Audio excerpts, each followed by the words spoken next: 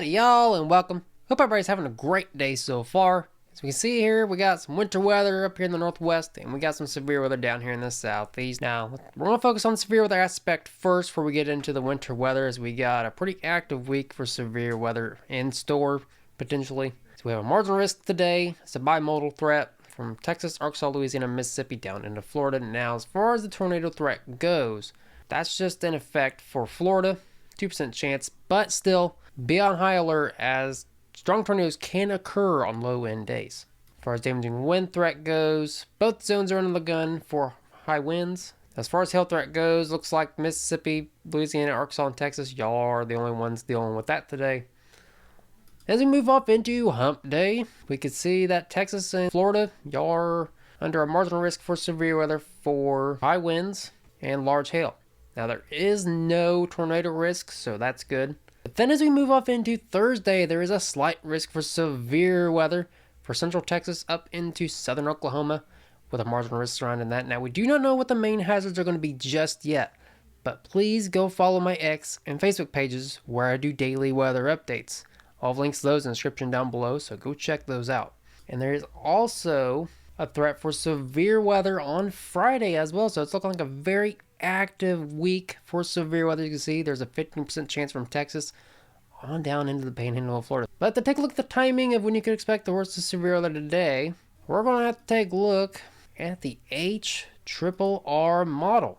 Now keep in mind that date and time is up here if you ever want to keep track. You zoom in here, we can see we already got some clusters of storms firing up over here in the western marginal risk zone. So I would expect the worst of severe weather to occur through the early afternoon hours before getting out, and then you're done with the severe weather risks. But it looks like there could be potentially some water spouts out there. And it's looking like Florida, looks like the timing when you could expect the worst severe weather over there could be through the late evening into overnight hours. You can see there's a squall line right around 8 o'clock. Could be dealing with some high winds by this time. You can see the wind gusts at this time could be coming in on right around 30 to 40 mile an hour wind gusts. Prepare for the potential for power outages. And just make sure you put up anything you don't want blown around out there. And damage from large hail as well, as those are pretty much the primary risks. Now, I don't want to bore y'all, but let's go take a look at the tornadic parameters. You can see right around 10 o'clock as those storms start to come inland. See almost the 0.5 out of 10. Pretty low end, but still, tornadoes can happen on low wind days. And you can see over here in the Gulf, we're dealing with a higher tornado threat. So definitely could be some water spouts out there if you're going out water spout chasing. And I forgot to mention, out in the western marginal risk zone, could be dealing with upwards of right around 10 to 20 mile an hour wind gusts. So definitely be aware of power outages and make sure you put up anything you don't want blown around that you don't want blown around. So as we take a look at the timing for hump day, we're going to have to go back in time here on the 12Z HRRR run, because I don't really like the name 3 kilometer model here on Radar Omega. It's too messy in my opinion, and I don't want to confuse y'all. So we push off into Wednesday, we can see over here by Florida, this severe is going to be getting started through the late morning into early afternoon hours before tapering off. But then over here in Texas, it looks like severe is going to start to ramp up through the late evening into overnight hours. So just the main risks are going to be large hail and damaging winds. So that's really the only thing y'all have to worry about tomorrow.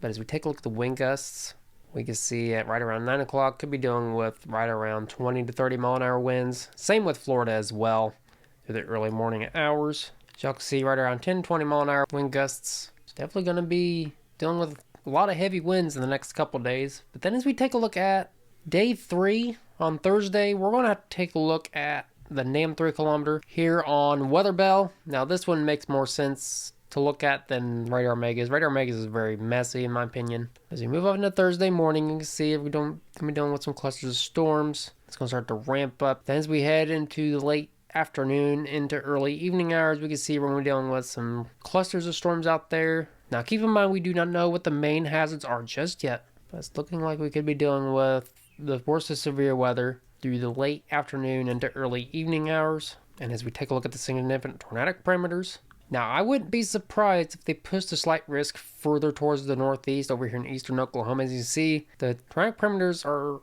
pretty much off the charts over here. Right around a 3 out of 10 on the tornadic perimeter chart. But again, we're just taking a look at the timing here. We don't know what the risks are just yet. And to take a look at Friday's severe weather, we're going to take a look at the lightning flash density rate. This shows us where the most intense storms could fire up at. So it's looking like this is going to be an early afternoon event into late evening hours. Like I said earlier, just make sure you go follow my social media pages for further updates on the severe weather risks for Thursday and Friday, as we do not know what the main hazards are going to be just yet. But before we get into what we could expect for the next couple weeks, let's go and take a look at the winter weather that's going on today. See, we got some winter storm warnings going on out here. Most of these go into effect through 4 o'clock today. As we can see here on the NAME 3 kilometer model, we're dealing with a lot of heavy snow out here in Oregon, Idaho, and parts of Montana as well. It's going to be getting in on this. But it's going to taper off by 4 o'clock. But as we take a look at how much snowfall we all could be getting in on, let's take a look at what the National Weather Service thinks. Now, a lot of snow has occurred over here within the past few weeks, actually. Y'all have been getting hammered. You can see an additional 5 to 10 is going to be possible in some areas, and about 3 to 6 of additional snow is going to occur in some areas as well. So definitely be careful if you're heading out on the roads. Don't head out if you don't have to. So let's go and take a look at what we could expect for the next couple weeks now that I bored y'all with the winter weather and severe weather coverage. As we zoom out here on the lower 48, we can see that we're going to be dealing with a lot of heavy precipitation out east and a lot of snowfall out west.